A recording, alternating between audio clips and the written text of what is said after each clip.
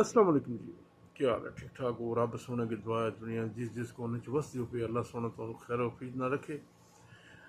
पाकिस्तान की गौरमेंट ने एक नवा ऐलान किया है, लाहौर एयरपोर्ट इनू 75 दिनों वास्ते यानी 1 जुलाई तो शुरू करेगा, मसलन वो शुरू हो जाएगा पीरियड पहली जुलाई तो लैके सितंबर की 15 तारीख तक।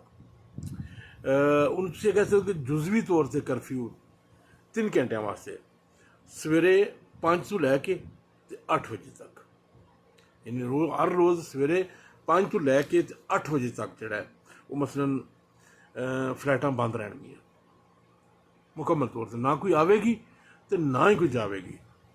अच्छा उन्होंने वजह क्या दसी भी गौरमेंट कहते ने भी कि सवेरे जो 5 तो 8 का टाइम होंगे ये जो परिंदे ने चोखे उड़ते हैं, ठीक है, तो जहाज़ों के तहफ़्फ़ुज़ वास्ते कि ताकि किसी जहाज़ में कोई मुश्किल ना पैदा हो, कोई मसला ना बने, उसनू रोकने वास्ते या उसनू इस चीज़ को कवर करने वास्ते यह जोड़ा कदम है मसलन चुकया गया।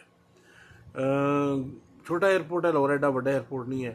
इस वास्ते तुहाडे अगे गुजारिश है सज्जना दोस्तों अगे कि जिन्हां दी फ्लाइटां मसलन लाहौर तो होणगियां 1 जुलाई तो बाद, तो क्योंकि फिर रश बन जाएगा, तो कोशिश करके तो मसलन अगर तुहाडा इस पीरियड के अगे या पिछे फ्लाइट आती है ना, जी रात वाली है या मसलन शाम तो बाद है या 12 तो बाद है, वो एक होर चीज़ हो जाएगी। लेकिन सवेरे की है अगर या 8 तो बाद की आ गई है तो कोशिश करके घंटा अद्धा, मेरा अपना एक ख्याल है कि घंटा तकरीबन कम से कम जो जल्दी जाना चाहिए, क्योंकि रश हो जाएगा, सिक्योरिटी चैकिंग होती है, उन्हें भी मसलन समान शान चैक होता है तो वाह टाइम लग जाता है।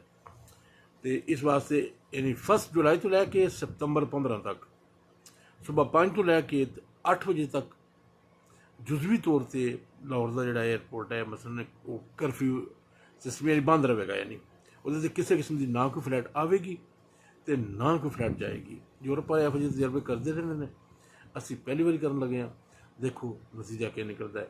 बहरहाल यह कि अगर तुम्हारी फ्लाइट इस टाइम के पीरियड के नेड़े नेड़े हो तो कोशिश करो कि कभी थोड़ा टाइम जल्दी हो जाए, थोड़ी जल्दी निकल के अपना जोड़ा ताकि तुम्हें किसी किस्म की कोई मुश्किल पैदा ना आए। ठीक है जी, अपनी दुआवां सानू भी याद रखा जे। अल्लाह हाफिज़।